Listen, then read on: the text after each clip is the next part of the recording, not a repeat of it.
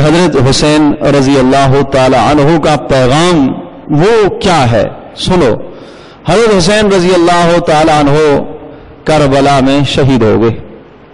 مجھے اس وقت اس موضوع سے بحث نہیں کرنی ہے کہ اس کے کیا حقائق تھے، اس کا کیا پس منظر تھا اور اس میں کیا تفصیل تھی۔ اس تفصیل میں اتنے قلیل وقت میں نہیں جانا چاہتا، صرف یہ بات عرض کرنی ہے کہ حضرت حسین رضی اللہ تعالی عنہ نے اپنی جان کا نذرانہ پیش کیا، اور حضرت حسین رضی اللہ تعالی عنہ اس عمل میں جان کے نذرانے کو پیش کرنے میں اکیلے نہیں ہیں، بلکہ حضرت حسین رضی اللہ تعالی کے ساتھ حضرت صلی اللہ علیہ وسلم کا خاندان بھی ہے، خاندان کے دیگر افراد بھی ہیں۔ اس قدر اہتمام تھا نمازوں کا، یہ پیغام ان کا آخری جو پیغام تھا وہ پیغام سنا رہا ہوں۔ عین لڑائی ہو رہی ہے اور سامنے سے دشمنوں کے تیر اور تلوار کے حملے ہو رہے ہیں۔ جب نماز کا وقت آیا، عصر کا ٹائم تھا اور سورج غروب ہونے کو ہے، حضرت حسین رضی اللہ تعالیٰ عنہ نے اپنے ساتھیوں سے یہ کہا کہ جاؤ سامنے والے جو لشکر میں شمر جو سپہ سالار ہے اس سے جا کے کہیے کہ نماز کی ہمیں مہلت دے دو، تھوڑی دیر کے لیے جنگ روک لی جائے، ہم نماز پڑھ لیں۔ انہوں نے جواب میں یہ کہا کہ ہم نماز کے لیے جنگ نہیں روکیں گے، اگر آپ نماز پڑھیں گے تو جب بھی ہم تمہاری گردنیں ماریں گے۔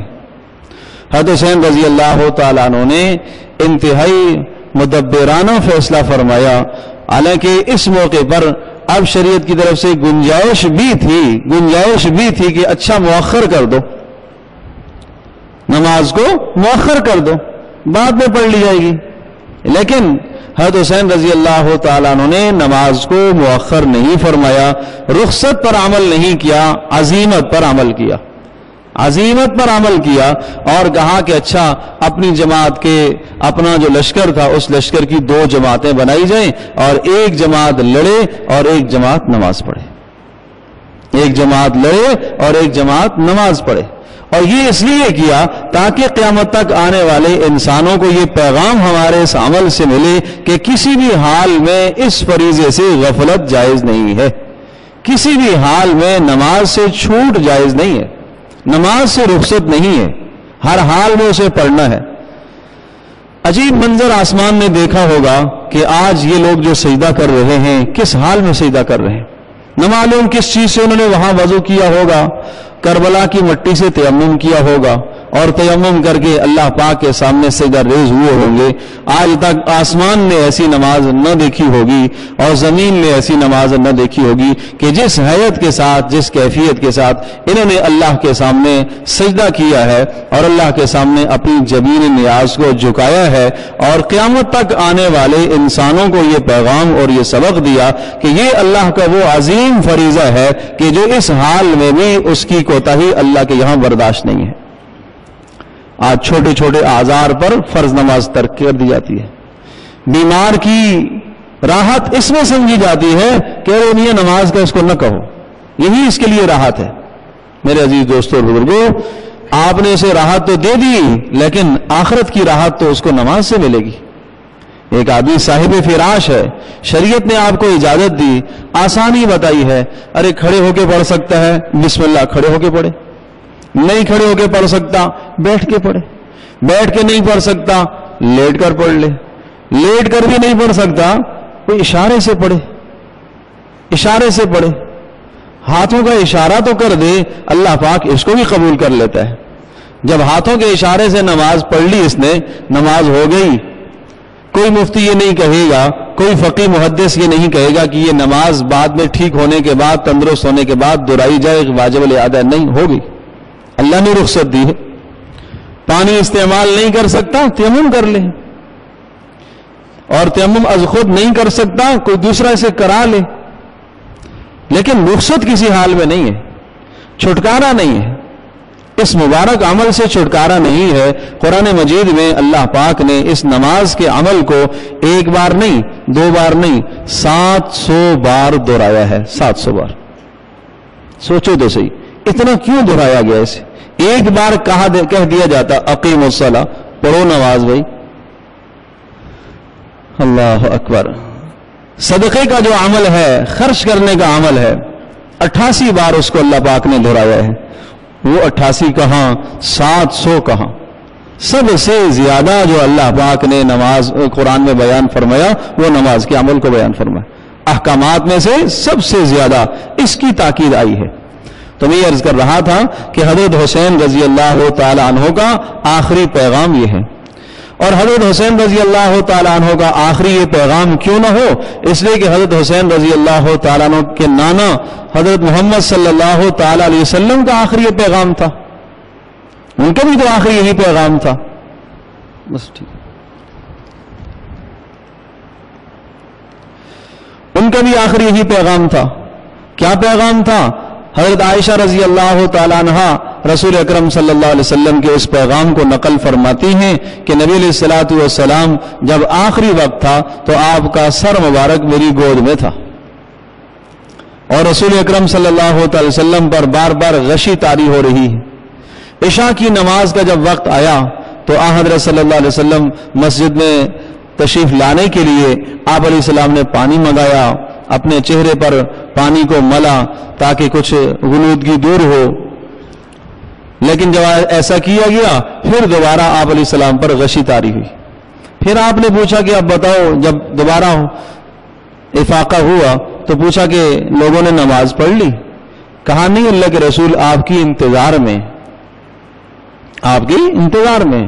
وقت گزرتا جا رہا ہے، وقت گزرتا جا رہا ہے. پھر دوبارہ یہی کیفیت ہوئی، پھر سے دوبارہ 2-3 بار مسلسل یہی کیفیت ہوتی رہی، پوچھتے رہے. پھر فرمایا مرو ابا بکر فلیصلی بالناس، ابو بکر کو حکم دو کہ وہ لوگوں کو نماز پڑھائیں. ابو بکر سے کہو کہ وہ لوگوں کو نماز پڑھائیں.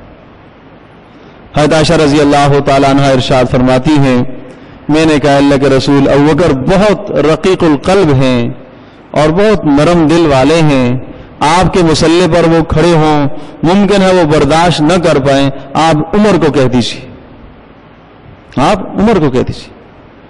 نبی علیہ الصلوۃ والسلام نے ناراضگی کا اظہار فرمایا نہیں، اللہ اور ایمان والے اس بات کا انکار کرتے ہیں اور ناپسند کرتے ہیں کہ ابو بکر کے سوا کوئی اور آئے. یہ اشارہ خلافت کی طرف بھی تھا اور اس عمل کی طرف بھی تھا کہ میرے بعد نیابت ہر اعتبار سے سیدنا ابوبکر صدیق رضی اللہ تعالیٰ عنہ ہی کے لیے ہے اور وہی اس بات کا استحقاق رکھتے. چنانچہ انہیں حکم دیا گیا. خیر انہوں نے نماز پڑھائی. پھر اگلے دن صبح کو اسی طرح سے پھر یہی کیفیت ہوئی اور پھر رسول پاک صلی اللہ علیہ وسلم نے پھر کہا کہ ابوبکر سے یہ کہو کہ وہ لوگوں کو نماز پڑھائیں. سیدنا ابوبکر صدیق رضی اللہ تعالی نے نماز پڑھائی اور اب آخری جو جملے رسول پاک صلی اللہ علیہ وسلم کی مبارک زبان سے نکلے، آپ علیہ الصلوۃ والسلام نے کہا الصلاۃ وما ملکت ایمانکم، کہ لوگوں نماز کی پابندی کرنا اور اپنے ماتحتوں کا خیال رکھنا. نماز کی پابندی کرنا اور اپنے ماتحتوں کا خیال رکھنا. بس یہ 2 جملے تھے، نماز اور ماتحتوں کا خیال رکھنا. علماء نے لکھا ہے کہ رسول پاک صلی اللہ علیہ وسلم نے آپ علیہ السلام کو اللہ پاک نے ایک معجزہ عطا فرمایا تھا کہ الفاظ انتہائی مختصر ہوتے تھے، معنی بڑا وسیع ہوتا تھا. تو یہ رسول پاک صلی اللہ علیہ وسلم کا وہ معجزانہ کلام ہے جس میں حضرت صلی اللہ علیہ وسلم نے پورے دین کو بیان فرما دیا کہ احکامات میں، دین میں، احکامات میں جتنے بھی اللہ کے حکم ہیں ان میں سب سے زیادہ اہتمام والی چیز نماز ہے. اس کو ذکر فرمایا. یہ حقوق اللہ اور حقوق العباد 2 ہی چیزیں ہیں. اگر بندہ اللہ کے حقوق ادا کر لیتا ہے، اللہ کی مخلوق کے حقوق ادا کر لیتا ہے تو آدمی اس دنیا سے کامیاب جاتا ہے. اللہ کے حقوق بھی ادا کرے اور اللہ کے بندوں کے بھی. تو رسول پاک صلی اللہ علیہ وسلم نے اپنا آخری پیغام بھی یہی سنایا اپنی امت کو، الصلاۃ وما ملکت ایمانکم، کہ نمازوں کا خیال رکھنا اور اپنے ماتحتوں کا خیال رکھنا. پھر حضرت عائشہ رضی اللہ تعالیٰ نے ارشاد فرماتی ہیں پھر آواز نبی علیہ الصلوۃ والسلام کی دبتی چلی گئی، آہستہ آہستہ بول رہے اور میں نے نبی علیہ الصلوۃ والسلام کے منہ مبارک کے ساتھ، ہونٹوں کے ساتھ اپنے کانوں کو لگایا ہوا کہ سنوں کیا ارشاد فرماتے ہیں. تو بس یہ کلمات الصلاۃ الصلاۃ، نماز نماز نماز، یہی کہتے کہتے آپ علیہ السلام کی روح پرواز ہو گئی. اور پھر آخری یہ کہا اللہم بالرفیق الاعلی، اے اللہ مجھے اب اپنے پاس بلا لے. تو میرے عزیز دوستوں اور بزرگوں، یہ عرض کر رہا تھا کہ یہ وہ فریضہ ہے کہ جس سے کسی کو بھی رخصت نہیں ہے۔ دوستوں، جوانوں، بزرگوں، سب سے میری درخواست ہے، التجا ہے کہ اگر آج سے پہلے اس فریضے میں سستی ہے تو دیکھو اس کے بغیر نجات نہیں ہے۔ یہ نہ کہا کرو کہ اللہ میاں کوئی نمازوں کا بھوکا نہیں ہے، وہی غلط بات ہے، وہی غلط بات ہے۔ سیدنا ابوبکر صدیق رضی اللہ تعالیٰ عنہ، عثمان غنی رضی اللہ تعالیٰ عنہ، عمر فاروق رضی اللہ تعالیٰ عنہ، یہ صحابہ جن کی ساری ساری راتوں کا قیام ہے، وہ بھی جنت میں جائیں اور بے نمازی بھی جنت میں جائے تو یہ اللہ پاک کے عدل و انصاف کے خلاف ہے۔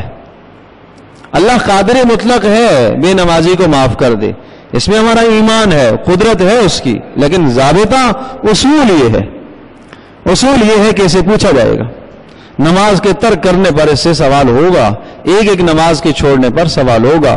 فرمایا قبر میں نماز کا پہلے سوال ہوگا، حشر میں نماز کا پہلے سوال ہوگا۔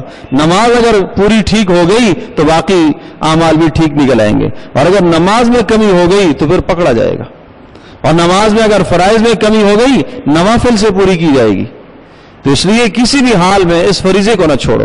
عرض یہ کیا تھا کہ قابل احترام مہینوں میں سے ایک محرم کا مہینہ بھی ہے، اور لکھا ہے کہ جو آدمی اس مہینے کے اندر کسی عمل کو کی ابتدا کر لیتا ہے اور اس کا اہتمام کر لیتا ہے، اللہ تبارک و تعالیٰ پورے سال اس کو عمل کرنے کی توفیق عطا فرمائیں گے۔ اور جو اس مہینے میں کسی گناہ سے اپنے آپ کو پیچھے کر لیتا ہے اور چھڑا لیتا ہے گناہ سے اپنی جان کو، اللہ پاک اس کی برکت سے پورا سال اس بندے کو اس گناہ سے محفوظ فرمائیں گے۔